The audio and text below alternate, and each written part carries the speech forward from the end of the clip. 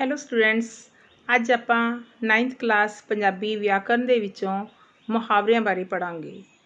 ਤੁਹਾਡੇ ਸਿਲੇਬਸ ਦੇ ਵਿੱਚ ਬੇਟੇ ਮੁਹਾਵਰੇ ਹੈ ਊੜਾ ਪਾਠ, ਐੜਾ, ਈੜੀ, ਸੱਸਾ, ਹਾਹਾ। ਊੜੇ ਤੋਂ ਲੈ ਕੇ ਹਾਹੇ ਤੱਕ ਕੁੱਲ ਸਾਰੇ ਸਾਲ ਦੇ ਸਿਲੇਬਸ ਵਿੱਚ ਹਨ, ਜਿਨ੍ਹਾਂ ਵਿੱਚੋਂ ਅੱਜ ਆਪਾਂ ਊੜਾ ਪਾਠ ਦੇ ਮੁਹਾਵਰੇ ਕਰਾਂਗੇ।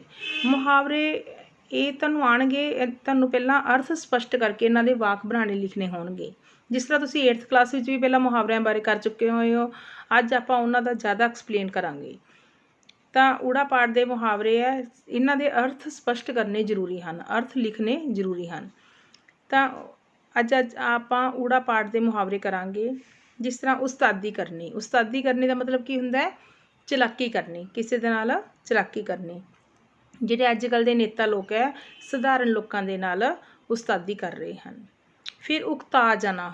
ਉਕਤਾ ਜਾਣਾ, ਅੱਕ ਜਾਣਾ, ਕਿਸੇ ਚੀਜ਼ ਤੋਂ ਅੱਕ ਜਾਣਾ। ਕੁਝ ਲੋਕ ਸ਼ਹਿਰੀ ਜ਼ਿੰਦਗੀ ਤੋਂ ਉਕਤਾ ਚੁੱਕੇ ਹਨ, ਅੱਕ ਚੁੱਕੇ ਹਨ। ਸ਼ਹਿਰੀ ਜ਼ਿੰਦਗੀ ਇੰਨੀ ਭੀੜ ਭਾੜ ਵਾਲੀ, ਇੰਨੇ ਰੁਝੇਵਿਆਂ ਵਾਲੀ, ਜਿਸ ਦੇ ਕਾਰਨ ਜਿਹੜੇ ਕਈ ਲੋਕ ਇਸ ਸ਼ਹਿਰੀ ਜ਼ਿੰਦਗੀ ਤੋਂ ਉਕਤਾ ਚੁੱਕੇ ਹਨ। ਉਕਾਈ ਖਾਣਾ। ਉਕਾਈ ਖਾਣਾ ਮਤਲਬ ਕਿਸੇ ਗੱਲ ਦੀ ਗਲਤੀ ਲੱਗ ਜਾਣਾ, ਕਿਸੇ ਚੀਜ਼ ਦਾ ਭੁਲੇਖਾ ਪੈ ਜਾਣਾ ਜਾਂ ਕਿਸੇ ਚੀਜ਼ ਦੀ ਗਲਤੀ ਲੱਗ ਜਾਣਾ, ਉਹਨੂੰ ਕੀ ਕਹਿੰਦੇ ਆ? ਉਕਾਈ ਖਾਣਾ। ਹਿਸਾਬ ਕਿਤਾਬ ਵਿੱਚ ਉਕਾਈ ਖਾਣਾ ਸੁਭਾਵਿਕ ਹੀ ਹੈ। ਅਕਸਰ ਹੀ ਜਦੋਂ ਅਸੀਂ ਕੋਈ ਹਿਸਾਬ ਕਿਤਾਬ ਕਰਦੇ ਹਾਂ ਤਾਂ ਕੋਈ ਨਾ ਕੋਈ ਗਲਤੀ ਆਪਣੇ ਤੋਂ ਲੱਗ ਜਾਂਦੀ। ਉਕਾਈ ਖਾਣਾ ਸੁਭਾਵਿਕ ਹੀ, ਆਮ ਗੱਲ ਹੀ ਹੈ। ਜਦੋਂ ਵੀ ਅਸੀਂ ਕੋਈ ਹਿਸਾਬ ਕਿਤਾਬ ਕਰਨ ਬੈਠਦੇ ਹਾਂ ਤਾਂ ਕੋਈ ਉਕਾਈ ਲੱਗ ਜਾਂਦੀ ਹੈ। ਉਖੜ ਜਾਣਾ। ਉਖੜ ਜਾਣਾ ਮਤਲਬ ਕੋਈ ਚੀਜ਼ ਉਚਾਟ ਹੋ ਜਾਣੀ, ਉਖੜ ਜਾਣਾ।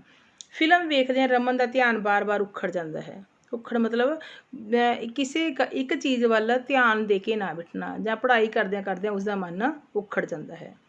ਮਤਲਬ ਇੱਕ ਥਾਂ ਤੋਂ ਮਨ ਬਦਲਣਾ, ਮਨ ਦੀ ਸਥਿਤੀ ਜਿਹੜੀ ਹੈਗੀ ਹੈ ਉਹ ਇੱਕ ਥਾਂ 'ਤੇ ਨਾ ਟਿਕੀ ਰਹਿ ਕੇ ਦੂਜੀ ਥਾਂ 'ਤੇ ਹੋ ਜਾਣਾ। ਉਖਲੀ ਵਿੱਚ ਸਿਰ ਦੇਣਾ। ਕੋਈ ਔਖਾ ਕੰਮ ਆਪ ਸਹੇੜਨਾ। ਕੋਈ ਔਖਾ ਕੰਮ ਜਿਸ ਨੂੰ ਅਸੀਂ ਆਪ ਚੂਜ਼ ਕੀਤਾ ਹੋਵੇ, ਉਸ ਨੂੰ ਕੀ ਕਹਿੰਦੇ ਆਪਾਂ? ਉਖਲੀ ਵਿੱਚ ਸਿਰ ਦੇਣਾ। ਪਾਕਿਸਤਾਨ ਨੇ ਦੇਸ਼ 'ਤੇ ਹਮਲਾ ਕਰਕੇ ਆਪ ਹੀ ਉਖਲੀ ਵਿੱਚ ਸਿਰ ਦੇ ਦਿੱਤਾ ਹੈ। ਉਂਗਲਾਂ 'ਤੇ ਨਚਾਉਣਾ। ਉਂਗਲਾਂ 'ਤੇ ਨਚਾਉਣਾ, ਆਪਣੀ ਮਰਜ਼ੀ ਅਨੁਸਾਰ ਕੰਮ ਕਰਾਉਣਾ। ਜੋ ਅਸੀਂ ਚਾਹੁੰਦੇ ਹਾਂ ਉਸ ਮੁਤਾਬਕ ਅਸੀਂ ਕਿਸੇ ਨੂੰ ਆਪਾਂ ਕੰਮ ਕਹਿੰਦੇ ਹਾਂ ਤਾਂ ਉਹਨੂੰ ਕੀ ਕਹਿੰਦੇ ਆ? ਉਂਗਲਾਂ 'ਤੇ ਨਚਾਉਣਾ। ਜਿਹੜੇ ਕਈ ਸਰਕਾਰੀ ਅਫਸਰ ਜਿਹੜੇ ਹੈਗੇ ਆ, ਉਹ ਆਪਣੇ ਮੁਲਾਜ਼ਮਾਂ ਨੂੰ ਉਂਗਲਾਂ 'ਤੇ ਨਚਾਉਂਦੇ ਹਨ। ਉਂਗਲ ਧਰਨੀ। ਉਂਗਲ ਧਰਨੀ ਮਤਲਬ ਦੋਸ਼ ਮੜ੍ਹਨਾ। ਗਲਤੀ ਆਪ ਕੀਤੀ ਹੋਵੇ ਪਰੰਤੂ ਕਿਸੇ ਦੂਸਰੇ 'ਤੇ ਆਪਾਂ ਦੋਸ਼ ਮੜ੍ਹ ਦੇਣੀਏ। ਸਾਨੂੰ ਉਸ ਉੱਪਰ ਪੂਰਾ ਭਰੋਸਾ ਸੀ ਇਸ ਤਰ੍ਹਾਂ, ਪਰ ਉਸਨੇ ਚੋਰੀ ਕਰਕੇ ਉਸ ਦਾ ਜਿਹੜਾ ਇਲਜ਼ਾਮ ਸੀ ਸਾਡੇ 'ਤੇ ਉਂਗਲ ਧਰ ਦਿੱਤੀ। ਸਾਰਾ ਉਸਦਾ ਦੋਸ਼ ਜਿਹੜਾ ਸੀ ਸਾਡੇ ਸਿਰ ਮੜ੍ਹ ਦਿੱਤਾ। ਅਸੀਂ ਕਿਸੇ ਨੇ ਵੀ ਉਸ 'ਤੇ ਹਰਮੀਤ 'ਤੇ ਇਹ ਗੱਲ ਦਾ ਉਹ ਬਹੁਤ ਵਧੀਆ ਮੁੰਡਾ ਸੀ, ਪਰੰਤੂ ਉਸਨੇ ਜਦੋਂ ਗਲਤੀ ਕਰਕੇ ਸਾਰਾ ਦੋਸ਼ ਕਲਾਸ 'ਤੇ ਲਗਾ ਦਿੱਤਾ ਤਾਂ ਉਸਨੇ ਕੀ ਕਰਦੀ? ਉਹਨਾਂ 'ਤੇ, ਕਲਾਸ ਵਾਲਿਆਂ 'ਤੇ ਉਂਗਲ ਧਰ ਦਿੱਤੀ। ਉਂਗਲ ਮੂੰਹ ਵਿੱਚ ਪਾਉਣਾ। ਉਂਗਲ ਮੂੰਹ ਵਿੱਚ ਆਪਾਂ ਜਦੋਂ ਕਦੇ ਹੈਰਾਨ ਹੁੰਦੇ ਹਾਂ ਤਾਂ ਹੈਰਾਨੀ ਦੇ ਵਿੱਚ ਆਪਾਂ ਇੱਕੋ ਦਮ ਉਂਗਲ ਨੂੰ ਮੂੰਹ 'ਚ ਪਾ ਲੈਂਦੇ ਹਾਂ, ਤਾਂ ਕੀ ਕਹਿੰਦੇ? ਉਂਗਲ ਮੂੰਹ 'ਚ ਪਾਉਣਾ, ਕਿਸੇ ਗੱਲ 'ਤੇ ਹੈਰਾਨ ਹੋਣਾ। ਪਿੰਡ ਦੇ ਲੋਕ ਸਰਪੰਚ ਦੇ ਕੰਮਾਂ ਬਾਰੇ ਸੁਣ ਕੇ ਉਂਗਲਾਂ ਵਿੱਚ ਮੂੰਹ ਪਾ ਲੈਂਦੇ ਹਨ। ਵੀ ਸਰਪੰਚ, ਪਿੰਡ ਦਾ ਸਰਪੰਚ ਇੰਨੇ ਵਧੀਆ ਕੰਮ ਕਰਦਾ ਹੈ ਕਿ ਉਸ ਦੇ ਕਾਰਨਾਮੇ ਸੁਣ ਕੇ, ਉਸ ਦੀਆਂ ਵਧੀਆ ਗੱਲਾਂ ਸੁਣ ਕੇ ਲੋਕ ਮੂੰਹ ਵਿੱਚ ਉਂਗਲਾਂ ਪਾ ਲੈਂਦੇ ਹਨ। ਹੈਰਾਨੀ ਦੇ ਨਾਲ ਕੋਈ ਗੱਲ ਹੋਣਾ। ਉਸਲ ਵੱਟੇ ਮਾਰਨੇ। ਉਸਲ ਵੱਟੇ ਮਾਰਨੇ ਮਤਲਬ ਪਾਸੇ ਮਾਰਨੇ। ਮਾਤਾ ਜੀ ਦੀ ਬਿਮਾਰੀ ਦੀ ਖਬਰ ਸੁਣ ਕੇ ਮੈਂ ਫਿਕਰ ਵਿੱਚ ਸਾਰੀ ਰਾਤ ਉਸਲ ਵੱਟੇ ਮਾਰਦਾ ਰਿਹਾ। ਉਸਲ ਵੱਟੇ ਮਾਰਨਾ ਮਤਲਬ ਜਿਸ ਤਰ੍ਹਾਂ ਨੀਂਦ ਨਾ ਆਉਣਾ, ਆਪਾਂ ਕਹਿੰਦੇ ਕਦੇ ਬਾਰ-ਬਾਰ ਪਾਸਾ ਬਦਲੀ ਜਾਣਾ, ਉਹਨੂੰ ਕੀ ਕਹਿੰਦੇ? ਉਸਲ ਵੱਟੇ ਮਾਰਨਾ। 19-21 ਦਾ ਫਰਕ ਹੋਣਾ। ਬਹੁਤ ਜ਼ਿਆਦਾ ਥੋੜ੍ਹਾ ਫਰਕ ਹੋਣਾ, ਬਹੁਤ ਘੱਟ ਫਰਕ ਹੋਣਾ। ਰਮਨ ਤੇ ਦੀਪਕ ਦੇ ਭਾਰ ਵਿੱਚ 19-21 ਦਾ ਫਰਕ ਹੈ, ਮਤਲਬ ਮਾੜਾ ਮੋਟਾ ਫਰਕ ਹੋਣਾ, ਦੇਖਣ ਨੂੰ ਇੱਕੋ ਜਿਹਾ ਲੱਗਣਾ। 19-21 ਦਾ ਫਰਕ। ਉਂਗਲ ਕਰਨੀ। ਉਂਗਲ ਕਰਨੀ ਕਿਸੇ 'ਚ ਦੋਸ਼ ਕੱਢਣਾ। ਕਿਸੇ ਉਂਗਲ ਧਰਨੀ ਤਾਂ ਹੁੰਦਾ ਦੋਸ਼ ਮੜ੍ਹਨਾ, ਅਤੇ ਉਂਗਲ ਕਰਨੀ ਕੀ ਹੁੰਦਾ? ਕਿਸੇ 'ਤੇ ਦੋਸ਼ ਲਾਉਣਾ। ਬਿਨਾਂ ਕਿਸੇ ਸਬੂਤ ਜਾਂ ਤੱਥ 'ਤੇ ਅਸੀਂ ਕਿਸੇ ਵੱਲ ਉਂਗਲ ਨਹੀਂ ਕਰ ਸਕਦੇ, ਜਾਂ ਕਿਸੇ ਵੱਲ ਉਂਗਲ ਕਰਨੀ ਮਾੜੀ ਗੱਲ ਹੈ। ਉੱਗ ਸੁੱਗ ਮਿਲਣਾ। ਕਿਸੇ ਚੀਜ਼ ਦਾ ਪਤਾ ਲੱਗਣਾ। ਉਹਨਾਂ ਦੇ ਘਰੇ ਚੋਰੀ ਹੋਈ ਤਾਂ ਪੁਲਿਸ ਨੇ ਚੋਰ ਦੀ ਉੱਗ ਸੁੱਗ ਪਤਾ ਕਰ ਲਈ, ਉਸ ਦਾ ਥਾਂ ਟਿਕਾਣਾ ਪਤਾ ਕਰ ਲਿਆ। ਉੱਚੜ ਪੇੜੇ ਲੱਗਣਾ। ਉੱਚੜ ਪੇੜੇ ਲੱਗਣਾ ਮਤਲਬ ਬੇਚੈਨ ਹੋਣਾ। ਉੱਚੜ ਪੇੜੇ ਲੱਗਣਾ, ਬੇਚੈਨ, ਕਿਸੇ ਗੱਲ ਦੀ ਬੇਚੈਨੀ ਹੋ ਜਾਣੀ। ਨਤੀਜਾ ਆਉਣ ਤੋਂ ਕੁਝ ਦਿਨ ਪਹਿਲਾਂ ਹੀ ਵਿਦਿਆਰਥੀਆਂ ਨੂੰ ਉੱਚੜ ਪੇੜੇ ਲੱਗ ਜਾਂਦੇ ਹਨ। ਉੱਚੜ ਪੇੜੇ ਲੱਗਣਾ ਮਤਲਬ ਬੇਚੈਨੀ, ਘਬਰਾਹਟ ਹੋ ਜਾਣੀ। ਜਦੋਂ ਹੁਣ ਆਪਣਾ ਰਿਜ਼ਲਟ ਆਉਣ ਵਾਲਾ ਹੁੰਦਾ ਆਪਾਂ ਨੂੰ ਟੈਨਸ਼ਨ ਹੁੰਦੀ ਹੈ ਵੀ ਪਤਾ ਨਹੀਂ ਆਪਣੇ ਨਾਲ ਕੀ ਬਣੂਗਾ, ਤਾਂ ਰਿਜ਼ਲਟ ਆਉਣ ਤੋਂ ਕੁਝ ਦਿਨ ਪਹਿਲਾਂ ਹੀ ਵਿਦਿਆਰਥੀਆਂ ਨੂੰ ਉੱਚੜ ਪੇੜੇ ਲੱਗ ਜਾਂਦੇ ਹਨ। ਉੱਚੇ ਸਾਹ ਲੈਣਾ, ਉੱਚੇ ਸਾਹ ਲੈਣਾ ਮਤਲਬ ਠੰਡੇ ਹੋਂਕੇ ਭਰਨਾ। ਆਪਣਾ ਨਤੀਜਾ ਦੇਖ ਕੇ ਰਮਨ ਨੂੰ ਬਹੁਤ ਨਿਰਾਸ਼ਾ ਹੋਈ। ਉਸ ਨੂੰ ਉੱਚੇ ਸਾਹ ਭਰਦਿਆਂ ਵੇਖ ਕੇ ਉਸਦੇ ਪਾਪਾ ਨੇ ਉਸ ਨੂੰ ਕਿਹਾ ਕਿ ਅੱਗੇ ਤੋਂ ਹੋਰ ਮਿਹਨਤ ਕਰਿਆ ਕਰ। ਉੱਚੇ ਸਾਹ ਲੈਣਾ ਮਤਲਬ ਔਖੇ ਸਾਹ ਲੈਣਾ। ਔਖੇ ਸਾਹ ਲੈਣਾ ਜਦੋਂ ਆਪਾਂ ਘਬਰਾਹਟ 'ਚ ਹੁੰਦੇ ਹਾਂ ਜਾਂ ਜਦੋਂ ਆਪਾਂ ਨੂੰ ਡਰ ਆਪਾਂ ਨੂੰ ਕੋਈ ਗਲਤ ਚੀਜ਼ ਦੇਖ ਲੈਂਦੇ ਹੈਗੇ ਆ, ਜਿਸ ਤਰ੍ਹਾਂ ਉਸਦਾ ਨਤੀਜਾ ਮਾੜਾ ਆਉਣ 'ਤੇ ਉਹ ਉੱਚੇ ਸਾਹ ਲੈਣ ਲੱਗ ਗਿਆ। ਉੱਚਾ ਸਾਹ ਨਾ ਕੱਢਣਾ, ਉੱਚਾ ਸਾਹ ਨਾ ਕੱਢਣਾ ਮਤਲਬ ਸਹਿਮ ਜਾਣਾ, ਡਰ ਜਾਣਾ। ਅਧਿਆਪਕ ਦੇ ਆਉਂਦਿਆਂ ਹੀ ਬੱਚੇ ਉੱਚਾ ਸਾਹ ਨਹੀਂ ਕੱਢਦੇ। ਮਤਲਬ ਪਹਿਲਾਂ ਕਲਾਸ ਵਿੱਚ ਸ਼ੋਰ ਪੈ ਰਿਹਾ ਸੀ, ਜਿਵੇਂ ਹੀ ਮੈਥ ਵਾਲੇ ਜਾਂ ਸਾਇੰਸ ਵਾਲੇ ਅਧਿਆਪਕ ਆਏ ਤਾਂ ਬੱਚਿਆਂ ਨੇ ਉੱਚਾ ਸਾਹ ਨਾ ਕੱਢਿਆ। ਉੱਚੀ ਨੀਵੀਂ ਕਰਨਾ, ਉੱਚੀ ਨੀਵੀਂ ਕਰਨਾ ਮਤਲਬ ਝਗੜਾ ਹੋ ਜਾਣਾ ਜਾਂ ਰੌਲਾ ਰੱਪਾ ਪੈਣਾ। ਨਿੱਕੀ ਜਿਹੀ ਗੱਲ ਤੋਂ ਦੋਹਾਂ ਭਰਾਵਾਂ ਵਿਚਕਾਰ ਉੱਚੀ ਨੀਵੀਂ ਹੋ ਗਈ। ਗੱਲ ਕੁਛ ਵੀ ਨਹੀਂ ਸੀਗੀ, ਕਿਸੇ ਗੱਲ ਦੀ ਮਾੜੀ ਜਿਹੀ ਗੱਲ ਪਿੱਛੇ ਲੜਾਈ ਹੋ ਜਾਣਾ ਜਾਂ ਰੌਲਾ ਪੈਣਾ ਸ਼ੁਰੂ ਹੋ ਜਾਣਾ। ਥੋੜ੍ਹੀ ਜਿਹੀ ਗੱਲ ਪਿੱਛੇ ਦੋਹਾਂ ਭਰਾਵਾਂ ਵਿਚਕਾਰ ਉੱਚੀ ਨੀਵੀਂ ਹੋ ਗਈ। ਉੱਚਾ ਘਰ ਲੱਭਣਾ, ਉੱਚਾ ਘਰ ਲੱਭਣਾ ਮਤਲਬ ਜਿਸ ਤਰ੍ਹਾਂ ਮਾਂ-ਬਾਪ ਆਪਣੇ ਬੱਚਿਆਂ ਵਾਸਤੇ, ਆਪਣੀ ਲੜਕੀ ਵਾਸਤੇ ਕੋਈ ਵਧੀਆ ਘਰ, ਆਪਣੇ ਤੋਂ ਅਮੀਰ ਘਰ ਲੱਭਣਾ, ਉਹ ਕੀ ਹੁੰਦਾ? ਉੱਚਾ ਘਰ ਲੱਭਣਾ। ਚਾਚਾ ਜੀ ਆਪਣੀ ਬੇਟੀ ਲਈ ਉੱਚਾ ਘਰ ਲੱਭਣਾ ਚਾਹੁੰਦੇ ਹਨ। ਹਰ ਇੱਕ ਜਾਂ ਲਿਖ ਦਿਓ, ਹਰ ਇੱਕ ਮਾਂ-ਬਾਪ ਆਪਣੀ ਬੇਟੀ ਦੇ ਲਈ, ਆਪਣੀ ਧੀ ਦੇ ਲਈ ਉੱਚਾ ਘਰ ਲੱਭਣਾ ਚਾਹੁੰਦਾ ਹੈ। ਉੱਚੇ ਨੱਕ ਵਾਲਾ, ਉੱਚੇ ਨੱਕ ਵਾਲੇ ਕਿਹੜੇ ਹੁੰਦੇ? ਅਮੀਰ ਲੋਕ। ਅਮੀਰ ਲੋਕ ਜਿਨ੍ਹਾਂ ਨੂੰ ਜਲਦੀ ਦੇਣੇ ਕੋਈ ਚੀਜ਼ ਪਸੰਦ ਨਹੀਂ ਆਉਂਦੀ, ਉਹਨੂੰ ਕੀ ਕਹਿੰਦੇ ਆਪਾਂ? ਉੱਚੇ ਨੱਕ ਵਾਲਾ। ਪਿੰਡ ਵਿੱਚ ਸਾਰੇ ਉਹਨਾਂ ਨੂੰ ਉੱਚੇ ਨੱਕ ਵਾਲੇ ਜ਼ਿਮੀਂਦਾਰ ਸਮਝਦੇ ਹਨ। ਮਤਲਬ ਜਿਨ੍ਹਾਂ ਕੋਲ ਚੰਗਾ ਪੈਸਾ ਹੁੰਦਾ ਹੈ, ਚੰਗੀ ਉਹਨਾਂ ਦਾ ਰੋਹਬ ਹੁੰਦਾ ਹੈ, ਉਹਨਾਂ ਨੂੰ ਕੀ ਕਹਿੰਦੇ ਆ? ਉੱਚੀ ਨੱਕ ਵਾਲੇ, ਜਿਹੜੇ ਜ਼ਿਆਦਾ ਅਮੀਰ ਹੁੰਦੇ ਹਨ। ਉੱਚਾ ਨੀਵਾਂ ਬੋਲਣਾ, ਵੱਧ ਘੱਟ ਬੋਲਣਾ। ਉੱਚਾ ਨੀਵਾਂ ਬੋਲਣਾ, ਵੱਧ ਘੱਟ ਜਾਂ ਚੰਗਾ ਮਾੜਾ। ਸਾਨੂੰ ਆਪਣੇ ਤੋਂ ਵੱਡਿਆਂ ਨਾਲ ਕਦੇ ਵੀ ਉੱਚਾ ਨੀਵਾਂ ਨਹੀਂ ਬੋਲਣਾ ਚਾਹੀਦਾ। ਕਦੇ ਵੀ ਜਿੰਨੀ ਵੱਡਿਆਂ ਦਾ ਸਤਿਕਾਰ ਕਰਦੇ ਹੋਏ ਸਾਨੂੰ ਜਿੰਨੀ ਗੱਲ ਉਹ ਪੁੱਛਦੇ ਆ, ਸਾਨੂੰ ਉਸ ਗੱਲ ਦਾ ਜਵਾਬ ਦੇਣਾ ਚਾਹੀਦਾ ਹੈ। ਕਦੇ ਵੀ ਉਹਨਾਂ ਨਾਲ ਉੱਚਾ ਨੀਵਾਂ, ਮਾੜੇ ਸ਼ਬਦ ਨਹੀਂ ਬੋਲਣੇ ਚਾਹੀਦੇ ਜਾਂ ਉਹਨਾਂ ਨਾਲ ਬਹਿਸ ਨਹੀਂ ਕਰਨੀ ਚਾਹੀਦੀ। ਉਛਲ ਕਰਨਾ, ਉਛਲ ਕਰਨਾ ਜਿਹੜਾ ਇਨਸਾਨ ਬਹੁਤ ਜ਼ਿਆਦਾ ਸ਼ੇਖੀ ਮਾਰਦਾ ਹੈ, ਜਿਸ ਇਨਸਾਨ ਦੇ ਵਿੱਚ ਬਹੁਤ ਜ਼ਿਆਦਾ ਆਪਾਂ ਕਹਿੰਦੇ ਨਾ ਵੀ ਇਹਨੂੰ ਆਪਦੇ ਆਪ ਨੂੰ ਜ਼ਿਆਦਾ ਸਿਆਣਾ ਸਮਝਦਾ ਹੈ, ਸ਼ੇਖੀਆਂ ਮਾਰਦਾ ਹੈ, ਤਾਂ ਉਸ ਨੂੰ ਕੀ ਕਹਿੰਦੇ? ਉਛਲ ਕਰਨਾ। ਰਾਜ ਬਹੁਤ ਕਮਾਊ ਪੁੱਤਰ ਹੈ, ਫਿਰ ਵੀ ਆਪਣੇ ਭਰਾਵਾਂ ਵਾਂਗ ਉਛਲ ਨਹੀਂ ਕਰਦਾ। ਉਸ ਵਿੱਚ ਇੰਨੀ ਸਿਆਣਪ ਹੈ, ਨਾਲੇ ਸਾਰਿਆਂ ਤੋਂ ਵੱਧ ਉਹਨਾਂ ਦਾ ਜਿਹੜਾ ਹੈਗਾ ਰਮਨ ਹੈ, ਉਹ ਰਮਨ ਜਿਹੜਾ ਸਭ ਤੋਂ ਵੱਧ ਕਮਾਉਂਦਾ ਹੈ, ਪਰੰਤੂ ਉਸਦੇ ਭਰਾ ਘੱਟ ਕਮਾਉਂਦੇ ਹੋਏ ਵੀ ਉਹ ਜ਼ਿਆਦਾ ਉਛਲ ਕਰਦੇ ਹਨ, ਜਦੋਂ ਕਿ ਰਮਨ ਉਹਨਾਂ ਵਾਂਗ ਉਛਲ ਨਹੀਂ ਕਰਦਾ, ਵੀ ਬਹੁਤ ਜ਼ਿਆਦਾ ਸ਼ੇਖੀ ਨਹੀਂ ਮਾਰਦਾ। ਉੱਠਣੀ ਬੈਠਣੀ ਮਤਲਬ ਜਿਨ੍ਹਾਂ ਨਾਲ ਆਪਾਂ ਬਹਿੰਦੇ ਹਾਂ, ਜਿਨ੍ਹਾਂ ਨਾਲ ਆਪਣਾ ਸਾਥ ਹੁੰਦਾ, ਜਿਨ੍ਹਾਂ ਨਾਲ ਆਪਾਂ ਸੰਗਤ ਕਰਨਾ ਹੈ। ਸਾਨੂੰ ਆਪਣੀ ਉੱਠਣੀ ਬੈਠਣੀ ਚੰਗੇ ਲੋਕਾਂ ਨਾਲ ਕਰਨੀ ਚਾਹੀਦੀ ਹੈ, ਬੁਰੀ ਸੰਗਤ ਤੋਂ ਬਚ ਕੇ ਰਹਿਣਾ ਚਾਹੀਦਾ ਹੈ। ਮਤਲਬ ਜਿਸ ਤਰ੍ਹਾਂ ਦੀ ਸੰਗਤ, ਜੈਸੀ ਸੰਗਤ ਵੈਸੀ ਰੰਗਤ, ਜਿਵੇਂ ਆਪਾਂ ਆਮ ਹੀ ਕਹਿ ਦਿੰਦੇ ਹਾਂ, ਜੇ ਆਪਾਂ ਮਾੜੀ ਸੰਗਤ ਵਿੱਚ ਬੈਠਾਂਗੇ ਤਾਂ ਆਪਣੇ 'ਤੇ ਉਸੇ ਤਰ੍ਹਾਂ ਦੀ ਰੰਗ ਚੜ੍ਹ ਜੂਗਾ। ਇਸ ਕਰਕੇ ਸਾਡੀ ਉੱਠਣੀ ਬੈਠਣੀ ਜਿਹੜੀ ਹੈਗੀ ਆ ਉਹ ਚੰਗੇ ਲੋਕਾਂ ਨਾਲ ਹੋਣੀ ਚਾਹੀਦੀ। ਚੰਗੇ ਲੋਕਾਂ ਦਾ ਮਤਲਬ ਇਹ ਨਹੀਂ ਵੀ ਅਮੀਰ ਲੋਕ ਹੋਣ, ਉਹ ਜਿਨ੍ਹਾਂ ਦਾ ਸੁਭਾਅ ਜਾਂ ਜਿਨ੍ਹਾਂ ਦੇ ਵਿਚਾਰ ਚੰਗੇ ਹੋਣ। ਉੱਡਦੇ ਫਿਰਨਾ ਮਤਲਬ ਹੌਸਲੇ ਵਿੱਚ ਹੋਣਾ। ਬਜ਼ੁਰਗ ਮਾਪੇ ਤਾਂ ਆਪਣੀ ਚੰਗੀ ਔਲਾਦ ਦੇ ਸਿਰ 'ਤੇ ਉੱਡਦੇ ਫਿਰਦੇ ਹਨ।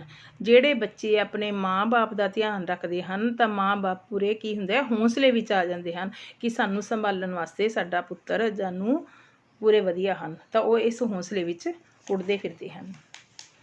ਉਤਸ਼ਾਹ ਠੰਡਾ ਪੈ ਜਾਣਾ, ਉਤਸ਼ਾਹ ਠੰਡਾ ਮਤਲਬ ਹੌਸਲਾ ਛੱਡ ਦੇਣਾ। ਕਿਸੇ ਚੀਜ਼ ਨੂੰ ਕੋਈ ਆਪਾਂ ਕੰਮ ਸ਼ੁਰੂ ਕਰ ਲਿਆ, ਆਪਾਂ ਪੂਰੇ ਵਧੀਆ ਤਰੀਕੇ ਨਾਲ ਕੰਮ ਕਰ ਰਹੇ ਹਾਂ, ਪਰੰਤੂ ਜਿਵੇਂ ਆਪਾਂ ਨੂੰ ਕੋਈ ਉਹਦੇ 'ਚ ਬਾਹਲੀ ਕਾਮਯਾਬੀ ਨਹੀਂ ਮਿਲਦੀ ਤਾਂ ਆਪਣਾ ਕੀ ਹੋਇਆ? ਉਤਸ਼ਾਹ ਕੀ ਹੈ? ਠੰਡਾ ਪੈ ਜਾਂਦਾ ਹੈ। ਸ਼ੁਰੂ ਵਿੱਚ ਦੁਕਾਨਦਾਰੀ ਚੰਗੀ ਸੀ, ਪਰ ਹੌਲੀ ਚਾਰਾਂ ਭਰਾਵਾਂ ਦਾ ਉਤਸ਼ਾਹ ਜੀ ਹੈ ਠੰਡਾ ਪੈਣ ਲੱਗਾ, ਕਿਉਂਕਿ ਦੁਕਾਨ ਦੇ ਵਿੱਚ ਕਮਾਈ ਘੱਟ ਗਈ, ਜਿਸ ਦੇ ਕਾਰਨ ਉਹਨਾਂ ਦਾ ਉਤਸ਼ਾਹ ਠੰਡਾ ਪੈਣਾ ਹੋ ਗਿਆ। ਉਤਾਰੂ ਹੋਣਾ ਮਤਲਬ ਕਿਸੇ ਚੀਜ਼ ਦੇ ਲਈ ਤਿਆਰ ਹੋ ਜਾਣਾ। ਲੁਟੇਰਿਆਂ ਦੀ ਖਬਰ ਮਿਲਦਿਆਂ ਹੀ ਪਿੰਡ ਵਾਲੇ ਉਹਨਾਂ ਉੱਪਰ ਹਮਲਾ ਕਰਨ ਲਈ ਉਤਾਰੂ ਹੋ ਗਏ। ਜਿਵੇਂ ਹੀ ਪਤਾ ਲੱਗਿਆ ਵੀ ਇਹ ਲੁਟੇਰੇ, ਇਹਨਾਂ ਨੇ ਲੁੱਟਿਆ ਹੈ, ਪਿੰਡ ਦੇ ਘਰ ਨੂੰ ਲੁੱਟਿਆ ਹੈ, ਤਾਂ ਪਿੰਡ ਦੇ ਲੋਕ ਉਹਨਾਂ ਨਾਲ ਲੜਨ ਲਈ ਉਤਾਰੂ ਹੋ ਗਏ। ਉਤਾਰੂ ਮਤਲਬ ਤਿਆਰ ਹੋ ਗਏ। ਉਧੇੜ ਬੁਣ ਮਤਲਬ ਕਿਸੇ ਸੋਚਾਂ ਜਾਂ ਫਿਕਰਾਂ ਵਿੱਚ ਪਈ ਰਹਿਣਾ। ਉਧੇੜ ਬੁਣ, ਮੈਂ ਜਦ ਵੀ ਬਜ਼ੁਰਗ ਨੂੰ ਦੇਖਦਾ ਹਾਂ ਉਹ ਕਿਸੇ ਉਧੇੜ ਬੁਣ ਵਿੱਚ ਹੀ, ਜਿਹੜੇ ਬਜ਼ੁਰਗ ਲੋਕ ਹੁੰਦੇ ਹੈ, ਜਿਨ੍ਹਾਂ ਨੂੰ ਕੋਈ ਟੈਨਸ਼ਨ ਹੁੰਦੀ ਹੈ, ਉਹ ਹਮੇਸ਼ਾ ਕਿਸੇ ਨਾ ਕਿਸੇ ਸੋਚ ਵਿੱਚ ਲੱਗੇ ਰਹਿਣਾ। ਮੈਂ ਜਦੋਂ ਵੀ ਉਸ ਵੱਲ ਵੇਖਦਾ ਹਾਂ ਉਹ ਕਿਸੇ ਨਾ ਕਿਸੇ ਉਧੇੜ ਬੁਣ ਵਿੱਚ ਹੀ ਲੱਗਿਆ ਰਹਿੰਦਾ ਹੈ। ਉੱਨ ਲਾਣਾ ਮਤਲਬ ਲੁੱਟਣਾ, ਕਿਸੇ ਨੂੰ ਲੁੱਟਣਾ। ਅੱਜ ਕੱਲ੍ਹ ਜਿਹੜੇ ਦੁਕਾਨਦਾਰ ਉਹ ਗਾਹਕਾਂ ਦੀ ਚੰਗੀ ਉੱਨ ਲਾਉਂਦੇ ਹਨ। ਉਫ ਨਾ ਕਰਨਾ, ਬਿਲਕੁਲ ਵੀ ਸ਼ਿਕਾਇਤ ਨਾ ਕਰਨਾ। ਅਧਿਆਪਕ ਨੇ ਜਦੋਂ ਵਿਦਿਆਰਥੀ ਨੂੰ ਗਲਤ ਕੰਮ ਦੀ ਸਜ਼ਾ ਦਿੱਤੀ ਤਾਂ ਉਸਨੇ ਉਫ ਨਾ ਕੀਤੀ। ਮਤਲਬ ਜਦੋਂ ਅਧਿਆਪਕ ਨੇ ਬੱਚੇ ਨੂੰ ਸਜ਼ਾ ਦੇਣੀ ਚਾਹੀ, ਉਫ ਨਾ ਕੀਤੀ, ਮਤਲਬ ਬਿਲਕੁਲ ਵੀ ਉਹਨਾਂ ਅੱਗੇ ਆਰਗਿਊ ਨਹੀਂ ਕੀਤੀ, ਕੋਈ ਉਹਨਾਂ ਅੱਗੇ ਬਹਿਸ ਨਹੀਂ ਕੀਤੀ, ਉਹਨੇ ਆਪਣੀ ਗਲਤੀ ਨੂੰ ਸਵੀਕਾਰ ਕੀਤਾ। ਉਬਾਲ ਉੱਠਣਾ ਮਤਲਬ ਜੋਸ਼ ਆਉਣਾ। ਜਦੋਂ ਦੇਸ਼ ਭਗਤਾਂ ਨੂੰ ਦੇਸ਼ ਨੂੰ ਆਜ਼ਾਦ ਕਰਨ ਦਾ ਉਬਾਲ ਉੱਠਿਆ ਤਾਂ ਉਹਨਾਂ ਨੇ ਆਪਣੀ ਜਾਨਾਂ ਦੀ ਪਰਵਾਹ ਨਾ ਕੀਤੀ। ਉਬਾਲ ਉੱਠਣਾ ਮਤਲਬ ਜਦੋਂ ਉਹਨਾਂ ਦੇ ਵਿੱਚ ਦੇਸ਼ ਭਗਤਾਂ ਦੇ ਵਿੱਚ ਦੇਸ਼ ਨੂੰ ਆਜ਼ਾਦ ਕਰਾਉਣ ਲਈ ਜੋਸ਼ ਆਇਆ, ਉਬਾਲ ਉੱਠਿਆ ਤਾਂ ਉਹਨਾਂ ਨੇ ਆਪਣੀ ਜਾਨ ਦੀ ਪਰਵਾਹ ਨਾ ਕੀਤੀ। ਉਪਮਾ ਦੇਣਾ ਗੁੱਟਾਂ ਦੀ ਤੁਲਨਾ ਕਰਨਾ। ਉਪਮਾ ਦੇਣਾ, ਚਿੱਟੇ ਕੱਪੜੇ ਵਧੇਰੇ ਚਿੱਟਾ ਦਿਸਣ ਲਈ ਉਹਨਾਂ ਦੀ ਉਪਮਾ ਦੁੱਧ ਨਾਲ। ਉਪਮਾ ਕਰਨਾ, ਜਿਸ ਤਰ੍ਹਾਂ ਆਪਾਂ ਕਹਿੰਦੇ ਉਹ ਕਿਸੇ ਚਿੱਟੇ ਕੱਪੜੇ ਦੀ ਤੁਲਨਾ ਦੁੱਧ ਨਾਲ ਕੀਤੀ ਗਈ। ਚਿੱਟੇ ਕੱਪੜੇ ਨੂੰ ਹੋਰ ਵਧੇਰਾ ਚਿੱਟੇ ਦੱਸਣ ਲਈ ਉਸ ਦੀ ਉਪਮਾ ਕਿਸ ਨਾਲ ਕੀਤੀ ਜਾਂਦੀ ਹੈ? ਦੁੱਧ ਦੇ ਨਾਲ ਕੀਤੀ ਜਾਂਦੀ ਹੈ। ਉਪਮਾ ਦੇ ਪੁੱਲ ਬੰਨਣੇ ਬਹੁਤ ਜ਼ਿਆਦਾ ਸਿਫਤਾਂ ਕਰਨੀਆਂ। ਮਦਨ ਨੇ ਆਪਣੇ ਕਾਰੋਬਾਰ ਦੀ ਉਪਮਾ ਦੇ ਪੁੱਲ ਬੰਨਣੇ ਸ਼ੁਰੂ ਕਰ ਦਿੱਤੇ ਅਤੇ ਉਸਦੇ ਵੱਡੇ ਭਰਾ ਨੇ ਉਸਨੂੰ ਚੁੱਪ ਕਰਾ ਦਿੱਤਾ। ਮਤਲਬ ਉਪਮਾ ਦੇ ਨਾਲ ਵੀ ਬਹੁਤ ਜ਼ਿਆਦਾ ਤਾਰੀਫ ਕਰੀ ਜਾਣਾ, ਆਪਣੇ ਕੰਮ ਦੀ ਹੀ, ਦੂਜਿਆਂ ਦੀ ਗੱਲਾਂ ਬਾਰੇ ਨਾ ਸੁਣਨਾ, ਆਪਣੇ ਕੰਮ ਦੀ ਹੀ ਉਪਮਾ ਕਰੀ ਜਾਣੀ, ਤਾਂ ਉਸਨੂੰ ਕੀ ਕਹਿੰਦੇ? ਉਪਮਾ ਦੇ ਪੁੱਲ ਬੰਨਣੇ। ਉਮਰ ਭਰ ਦੀਆਂ ਰੋਟੀਆਂ ਕਮਾਉਣਾ, ਵਧੇਰੇ ਕਮਾਈ ਕਰਨਾ। ਜਦੋਂ ਦਾ ਉਸਨੇ ਆਪਣੇ ਪੁੱਤਰ ਨੂੰ ਬਾਹਰ ਭੇਜਿਆ ਹੈ ਤਾਂ ਉਹ ਉਮਰ ਭਰ ਦੀਆਂ ਰੋਟੀਆਂ ਕਮਾ ਰਿਹਾ ਹੈ, ਮਤਲਬ ਉੱਥੇ ਬਹੁਤ ਜ਼ਿਆਦਾ ਕਮਾਈ ਕਰ ਰਿਹਾ ਹੈ। ਉਮਰ ਦੀਆਂ ਰੋਟੀਆਂ ਕਮਾ ਲੈਣਾ, ਬਹੁਤ ਸਾਰਾ ਧਨ ਜੋੜ ਲੈਣਾ। ਉਸਦੇ ਪੁੱਤਰ ਨੇ ਨੌਕਰੀ ਕਰਕੇ ਛੋਟੀ ਉਮਰ ਵਿੱਚ ਹੀ ਉਮਰ ਭਰ ਦੀਆਂ ਰੋਟੀਆਂ ਕਮਾ ਲਈਆਂ ਹਨ। ਉਮਰ ਭਰ ਦੀਆਂ ਮਤਲਬ ਹਲੇ ਨੌਕਰੀ ਕਰਦੇ ਨੂੰ ਥੋੜ੍ਹਾ ਚਿਰ ਹੋਣਾ, ਪਰੰਤੂ ਪੈਸਾ ਜ਼ਿਆਦਾ ਜੋੜ ਲੈਣਾ, ਉਹਨੂੰ ਕੀ ਕਹਿੰਦੇ? ਉਮਰ ਭਰ ਦੀਆਂ ਰੋਟੀਆਂ ਕਮਾ ਲੈਣਾ। ਉਲਟੀ ਪੱਟੀ ਪੜ੍ਹਾਉਣਾ। ਮਤਲਬ ਕਿਸੇ ਨੂੰ ਪੁੱਠੀ ਮੱਤ ਦੇਣਾ, ਭੈੜੀ ਮੱਤ ਦੇਣਾ। ਦੋ ਜਾਨਿਆਂ ਦੀ ਲੜਾਈ ਦੇ ਵਿੱਚ ਸਾਨੂੰ ਕਦੇ ਕਿਸੇ ਨੂੰ ਉਲਟੀ ਪੱਟੀ ਨਹੀਂ ਪੜ੍ਹਾਉਣੀ ਚਾਹੀਦੀ, ਕਿਸੇ ਨੂੰ ਸਗੋਂ ਭੜਕਾਉਣਾ ਨਹੀਂ ਚਾਹੀਦਾ, ਬਲਕਿ ਦੋਹਾਂ ਵਿੱਚ ਸੁਲ੍ਹਾ ਕਰਾਉਣ ਦੀ ਕੋਸ਼ਿਸ਼ ਕਰਨੀ ਚਾਹੀਦੀ ਹੈ। ਉਲਟੇ ਚਾਲੇ ਫੜਨਾ, ਬੁਰੇ ਕੰਮਾਂ ਵਿੱਚ ਪੈ ਜਾਣਾ। ਅੱਜ ਕੱਲ੍ਹ ਜਿਹੜੇ ਮਾਂ ਬਾਪ ਦੇ ਇਕਲੌਤੇ ਪੁੱਤਰ ਹੈ ਉਹ ਉਲਟੇ ਚਾਲੇ ਫੜ ਰਹੇ ਹਨ, ਬੁਰੇ ਕੰਮਾਂ ਦੇ ਵਿੱਚ ਪੈ ਰਹੇ ਹਨ। ਉੱਲੂ ਸਿੱਧਾ ਕਰਨਾ, ਆਪਣਾ ਮਤਲਬ ਕੱਢਣਾ। ਸਾਨੂੰ ਮਤਲਬੀ ਲੋਕਾਂ ਤੋਂ ਜਿਹੜੇ ਆਪਣਾ ਉੱਲੂ ਸਿੱਧਾ ਕਰਕੇ ਬਾਹਰ ਹੋ ਜਾਂਦੇ, ਉਹਨਾਂ ਤੋਂ ਬਚ ਕੇ ਰਹਿਣਾ ਚਾਹੀਦਾ ਹੈ। ਸਵਾਰਥੀ ਹੋਣਾ ਜਾਂ ਮਤਲਬੀ ਹੋਣਾ। ਹੁਣ ਜ਼ਮਾਨਾ ਹੀ ਅਜਿਹਾ ਆ ਗਿਆ ਹੈ ਕਿ ਹਰ ਕੋਈ ਆਪਣਾ ਉੱਲੂ ਸਿੱਧਾ ਕਰ ਰਿਹਾ ਹੈ, ਕਿਸੇ ਨੂੰ ਰਿਸ਼ਤਿਆਂ ਦੀ ਅਹਿਮੀਅਤ ਨਹੀਂ ਹੈ, ਆਪਣਾ ਉੱਲੂ ਸਿੱਧਾ ਕਰ ਰਿਹਾ ਹੈ। ਉੱਲੂ ਬੋਲਣੇ, ਉੱਲੂ ਕਿੱਥੇ ਬੋਲਦੇ ਆ? ਜਿੱਥੇ ਬਿਲਕੁਲ ਉਜਾੜ ਜਾਂ ਸੁੰਨਸਾਨ ਜਗ੍ਹਾ ਹੁੰਦੀ ਹੈ, ਉਜਾੜ ਹੋਣਾ। ਅੱਜ ਕੱਲ੍ਹ ਸਕੂਲਾਂ ਵਿੱਚ ਉੱਲੂ ਬੋਲ ਰਹੇ ਹਨ। ਦੇਖੋ ਹੁਣ ਸਕੂਲਾਂ ਦੇ ਵਿੱਚ ਕੋਈ ਵੀ ਹੈ ਨਹੀਂ, ਸਕੂਲ ਟੋਟਲੀ ਬੰਦ ਕੀਤੇ ਹੋਏ ਹੈ, ਤਾਂ ਸਕੂਲ ਇਸ ਟਾਈਮ ਸਕੂਲ ਦੇ ਵਿੱਚ ਕੀ ਹੋ ਰਿਹਾ? ਉੱਲੂ ਬੋਲ ਰਹੇ ਹਨ। ਤਾਂ ਸੁੰਨਮ ਸਰਾਣ ਵਾਲੀਆਂ ਜਗ੍ਹਾ 'ਤੇ ਅਕਸਰ ਹੀ ਇਹ ਸ਼ਬਦ ਬੋਲਿਆ ਜਾਂਦਾ ਹੈ। ਉੱਲੂ ਬਣਾਉਣਾ, ਮੂਰਖ ਬਣਾਉਣਾ। ਚਲਾਕ ਲੋਕ, ਜਿਹੜੇ ਚਲਾਕ ਵਿਅਕਤੀ ਹੁੰਦੇ ਆ ਉਹ ਭੋਲੇ ਭਾਲੇ ਲੋਕਾਂ ਨੂੰ ਉੱਲੂ ਬਣਾ ਜਾਂਦੇ ਹਨ, ਮੂਰਖ ਬਣਾ ਜਾਂਦੇ ਹਨ। ਉਰੇ ਪਰੇ ਕਰਨਾ, ਆਪਾਂ ਜੇ ਕੋਈ ਚੀਜ਼ ਕਿਸੇ ਤੋਂ ਛੁਪਾ ਦੇਣੀ, ਪਰਾਂ ਰੱਖ ਦੇਣੀ ਚੀਜ਼। ਕਈਆਂ ਦੀ ਆਦਤ ਹੁੰਦੀ ਹੈ ਕਿ ਲੋੜ ਪੈਣ 'ਤੇ ਜ਼ਰੂਰੀ ਵਸਤਾਂ ਉਰੇ ਪਰੇ ਕਰ ਦਿੰਦੇ ਹਨ। ਉਂਝ ਲਾਣਾ ਮਤਲਬ ਕਿਸੇ 'ਤੇ ਦੋਸ਼ ਲਾਣਾ। ਉਂਗਲ ਕਰਨੀ ਜਾਂ ਉਂਝ ਲਾਣਾ, ਇਹ ਸੇਮ ਵਰਡ ਹੀ ਹੈ।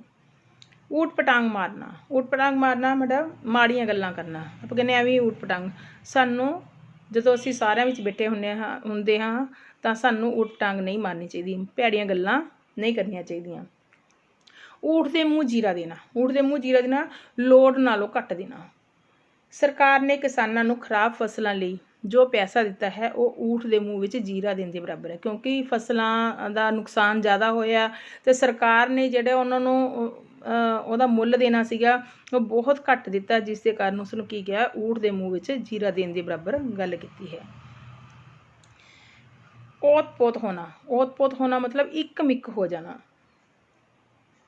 ਉਹ ਦੋਨੋਂ ਵਧੀਆ ਦੋਸਤ ਹਨ, ਪਰ ਦੋਵੇਂ ਹਰ ਮਸਲੇ ਉੱਪਰ ਇੱਕ ਦੂਜੇ ਉੱਪਰ ਓਤ ਪੋਤ ਹੀ ਮਿਲਦੇ ਹਨ। ਵਧੀਆ ਦੋਸਤ ਵੀ ਹੈ ਅਤੇ ਉਹ ਹਮੇਸ਼ਾ ਓਤ ਪੋਤ ਹੋ ਕੇ ਰਹਿੰਦੇ ਹਨ, ਮਤਲਬ ਇੱਕ ਮਿੱਕ ਹੋ ਕੇ। ਜੇ ਕਿਸੇ ਨੇ ਇੱਕ ਗੱਲ ਕਹਿਤੀ ਤਾਂ ਦੂਜਾ ਉਸ ਗੱਲ ਨੂੰ ਮੰਨਦਾ ਹੈ। ਹਾਂਜੀ, ਇਹ ਜਿਹੜੇ ਬੇਟੇ ਥੋੜ੍ਹੇ ਬਹੁਤ ਹੋਰ ਜਿਹੜੀ ਵੀ ਤੁਹਾਡੇ ਕੋਲ ਵਿਆਕਰਨ ਬੁੱਕ ਹੈ, ਤੁਸੀਂ ਉਹਦੇ ਵਿੱਚੋਂ ਮੁਹਾਵਰੇ ਜਿਹੜੇ ਹੈ ਉਹ ਕਰਨ ਦੀ ਕੋਸ਼ਿਸ਼ ਕਰਨੀ ਹੈ। ਜਿਹੜੇ ਵੀ ਕੋਈ ਇਹ ਨਹੀਂ ਵੀ ਕੋਈ ਇਹਦੇ ਵਿੱਚ ਲਿਮਟਿਡ ਸਿਲੇਬਸ ਹੈਗਾ ਵੀ ਤੁਹਾਨੂੰ ਇਹ ਹੀ ਮੁਹਾਵਰੇ ਆਉਣੇ ਹੈ। ਕਿਹੜੇ ਵੀ ਮੁਹਾਵਰੇ ਤੁਹਾਨੂੰ ਵਿਆਕਰਨ ਬੁੱਕ ਦੇ ਵਿੱਚੋਂ ਤੁਹਾਨੂੰ ਆ ਸਕਦੇ ਹੈ। ਅਤੇ ਅੱਜ ਤੁਸੀਂ ਊੜਾ ਪਾਠ ਦੇ ਮੁਹਾਵਰੇ ਕੇਵਲ ਯਾਦ ਹੀ ਕਰਨੇ ਆ। ਜਿਹੜੀ ਵੀ ਤੁਹਾਨੂੰ ਗ੍ਰਾਮਰ ਬੁੱਕ ਮਿਲਦੀ ਹੈ ਤਾਂ ਉਸ ਗ੍ਰਾਮਰ ਬੁੱਕ ਦੇ ਵਿੱਚੋਂ ਤੁਸੀਂ ਊੜਾ ਪਾਠ ਦੇ ਮੁਹਾਵਰੇ ਅਰਥ ਸਹਿਤ ਅਰਥ ਸਪਸ਼ਟ ਕਰਦੇ ਹੋਏ ਉਹਨਾਂ ਨੂੰ ਵਾਕਾਂ ਵਿੱਚ ਸਪਸ਼ਟ ਕਰਨਾ। ਜਿਵੇਂ ਜਿਵੇਂ ਤੁਸੀਂ ਮੁਹਾਵਰੇ ਕਰੋਗੇ ਤੁਹਾਨੂੰ ਇਹਨਾਂ ਦੇ ਵਾਕ ਬਣਾਉਣੇ ਆਪਣੇ ਆਪ ਹੀ ਆ ਜਾਣਗੇ। ਹਰੇਕ ਮੁਹਾਵਰਿਆਂ ਦਾ ਅਰਥ ਸਮਝਣਾ ਬਹੁਤ ਜ਼ਿਆਦਾ ਜ਼ਰੂਰੀ ਹੈ। ਜ਼ਰੂਰੀ ਨਹੀਂ ਵੀ ਮੁਹਾਵਰਿਆਂ ਦਾ ਜੋ ਵਾਕ ਦਿੱਤਾ ਹੈ ਅਸੀਂ ਉਹ ਹੀ ਵਾਕ ਲਿਖਣਾ ਹੈ। ਅਸੀਂ ਆਪਣੇ ਵੱਲੋਂ ਵੀ ਆਪਣੀ ਸਮਝ ਦੇ ਮੁਤਾਬਕ ਉਹਦਾ ਬਣਾ ਸਕਦੇ ਹਾਂ। ਹਾਂਜੀ, ਧੰਨਵਾਦ ਬੇਟੇ। ਆਪਾਂ ਅਗਲੀ ਕਲਾਸ ਦੇ ਵਿੱਚ ਅਗਲੇ ਪਾਠ ਦਾ ਮੁਹਾਵਰੇ ਕਰਾਂਗੇ। ਧੰਨਵਾਦ ਬੇਟੇ।